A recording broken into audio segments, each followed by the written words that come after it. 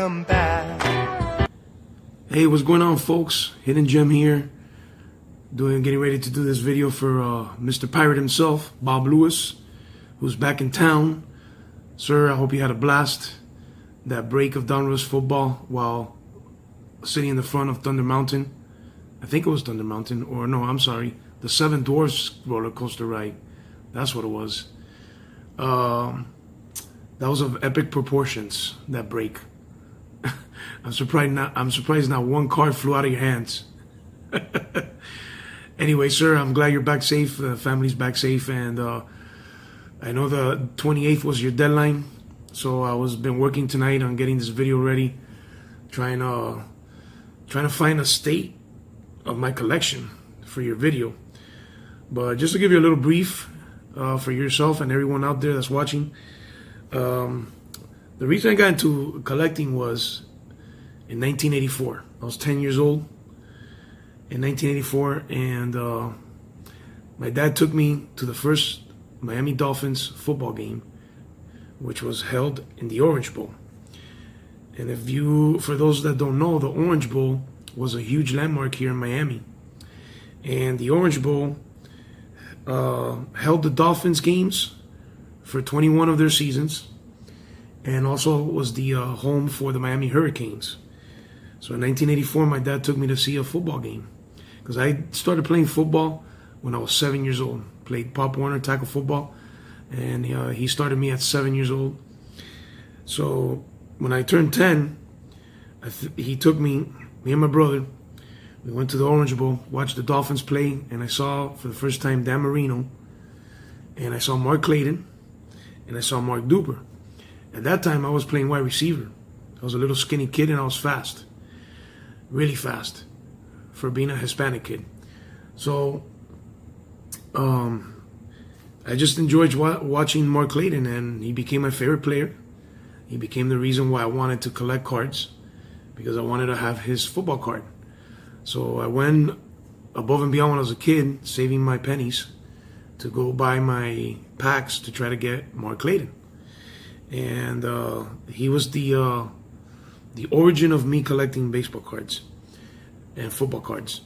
And then what happened was, at 84 too, I was in 4th grade, I saw the movie The Natural, and of course I got inspired to play baseball too. So when football season was over, I wanted to play baseball. So my dad was super happy. My mom was going crazy, because it was 2 sports. So she's doing that to run around and stuff, because my dad was in the military. So the little time that he would be home, that's where we would spend time. He was already retired, but he still did some training for the military. He was still doing training. Well, not to get off subject here, but I stopped collecting in 1985. That's when my first daughter was born, and so I had to stop the collection. And then my last card show that I went to was actually at Joe Robbie Stadium, which became the Miami Dolphins Stadium in 1987 when it was built here in Miami. That became the home of the Miami Dolphins, and in 1987 was the last card show I was able to go to. And this was the last card I was able to pick up of Mark Clayton at that card show back in 1997. And it was just a fresh card that came out from Upper Deck. So I want to share it with you guys. And it was this card right here. This was the card. Right here. Let me share this with you. This was the card that I got in 1997 from Upper Deck, signed by Mark Clayton. So he's the origin of me collecting baseball cards and football cards. Mostly football, because I was trying to get him. But then when I played baseball, I stopped collecting football. I started buying baseball card packs. And I was collecting baseball too. So as you can see, my state of my collection right now, all my cards are raw. I just got back into the hobby in May. That I was on vacation with my wife. And there's no more card shops here that I know of until I found one recently here locally. The only one that exists in Miami. And I stopped at a card shop in Orlando on the way back to Miami. and me and my wife both were excited. She got excited too when she went in and saw how big the store was and all the things they had and all the sports memorabilia and all the cards. And we hit a bunch of the dollar boxes, and we picked up some cards that day. We also picked up a 1991 Upper Deck sealed box so we can break the packs when we got home from the trip. And that was pretty fun. We had some fun doing that. At that time, I was not doing any YouTube videos. I started doing my YouTube videos in June of this year because I started watching some videos. And one of the first videos I saw was Bing Scott and Joe Seppi. I think was one of, and also Silver Jackify. Those were one of the first videos that I started watching about what the baseball card industry has gotten into, how it's evolved, how it's changed. So I don't have any PSA slab cards or graded cards, or what the industry now is all about is having your cards graded.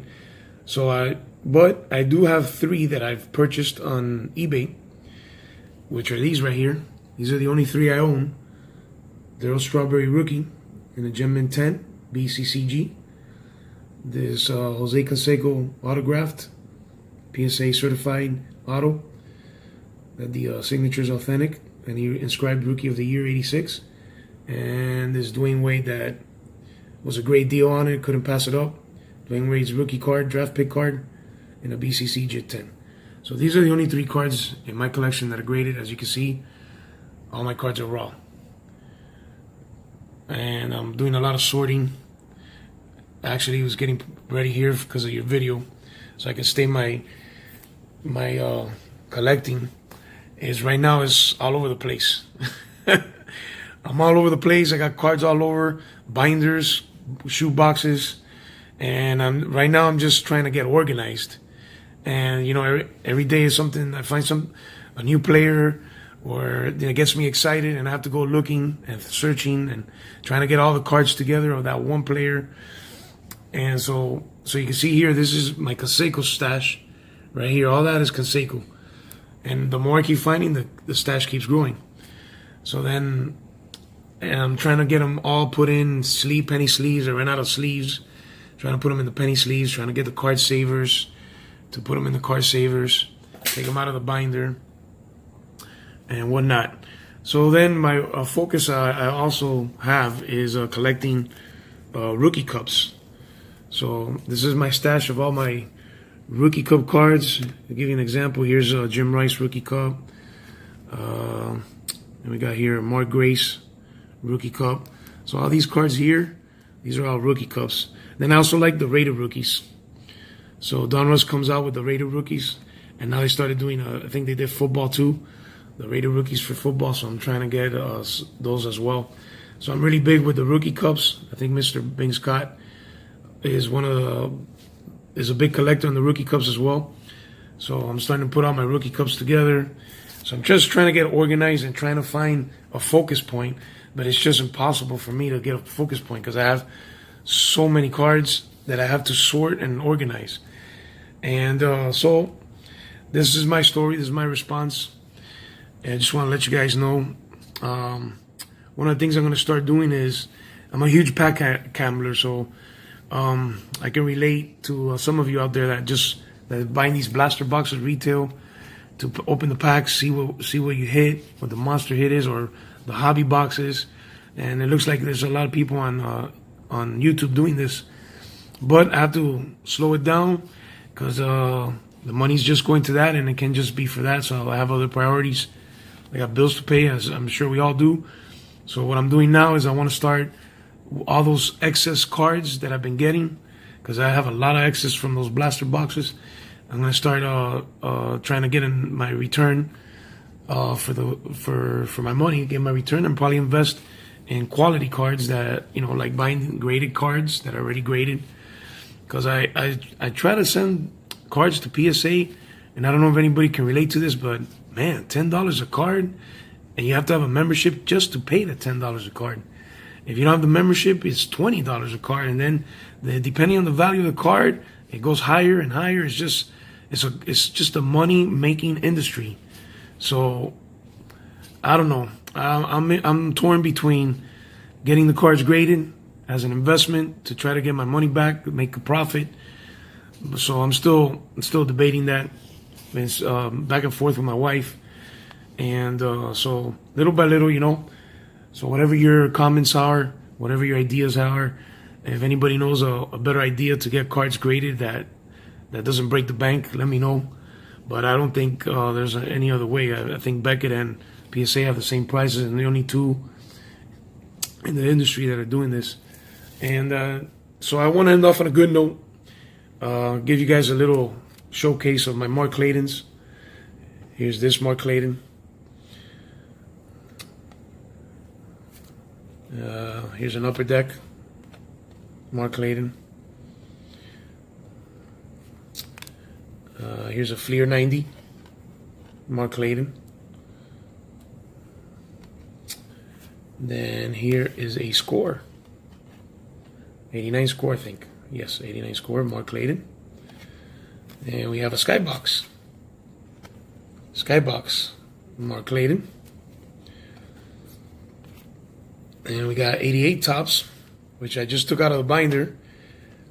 One of my favorite cards of his. Sweet card, because he's got the shades on, sports goggles. Just love that card. And I noticed it's creased. See the crease? That's not good. So now I gotta go out there and hunt for this 88 Topps Mark Clayton. I guess it got being in the binder for so long, or I don't know how it happened, but it happened. When I took it out, it was creased. I saw the crease. I got this Mark Clayton, Game Winners Pinnacle. All right. Then I got this Pro Set. We all familiar with Pro Set, Mark Clayton. There we go. Then I got this one. There's another one I love of his. He's sitting on the bench. Looks like he's, for me, when I see this picture, I think he had a bad game. And he's just thinking of everybody's entitled to a bad game. So I think he's on the bench thinking of, man, I should have caught that pass. Or I had a touchdown in my hands, dropped it. I mean, even the GOATs drop the passes. Like Jerry Rice, supposedly he's the GOAT. But he dropped a few passes too.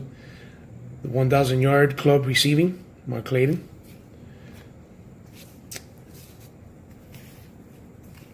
Here's another Mark Clayton. Oh, they're all Mark Claytons, but here's this one. And that was my number 2 in high school. 83. The only year I couldn't wear the 83 was because my senior year, my dad put me in another school to get more exposure for my playing, for my recruiting. And the school, I had to earn my starting position on the team on my senior year, changing schools, because the original school I was playing at decided to go to with soccer and cut the football program because they said the insurance was so expensive that they didn't want to continue with football. So I couldn't sit out my senior year. I had some recruiting letters come in, and I could not sit out my senior year, so my dad found me another school to play at. I ended up playing with Andre Wadsworth. For all of you that have a good history background in football, he's one of my buddies, Andre Wadsworth. Played with him. I was a senior, and he was a sophomore at the time. So I was 2 years ahead of him. But cool guy. We still keep in touch to this day. And here's another 1,000 yard club receiving. So 83 was my number. It's on my junior ring from high school. And in my senior year, the team that I went to didn't have 83. I ended up having to wear number 82, which was the closest to 83. And here's the record breaker. He actually broke this record in 84.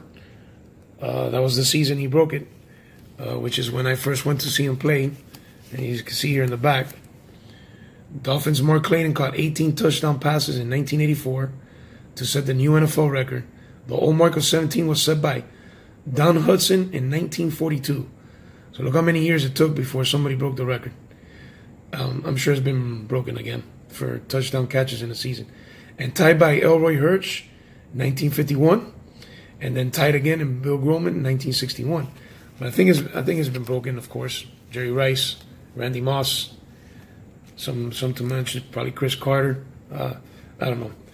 If you guys know more, put it down below. Comment below. So this is it, Bob Lewis. Is my response for your giveaway, sir. Like, oh, I want to share with you my new VIP tray. The wifey got me. Check it out. Wifey got me a new VIP tray, so I know you're just back, so you get so this is me sorting out cards here now. Had the night off from work because I had a football game tonight actually, so been home for a little bit and took a shower, and guess what I'm doing now? Working on cards and make sure I have to get this Bob Lewis video in. So Mr. Lewis, thumbs up for your fans. 134 fans, now up to 165. I like to call them fans because they're people. Everybody's, a person. So I feel subscription is kind of like company or corporate terminology, and you're just a number for the corporate world. But for me, it's fans. So congratulations on all your fans. I hope your stadium keeps growing with fans, and I'm sure you will. And you're a blessed man, and the Lord keeps blessing you, sir. So you and your family are in my prayers all the time, and just want to give you my response video. This is it. Hidden Gem. Over and out.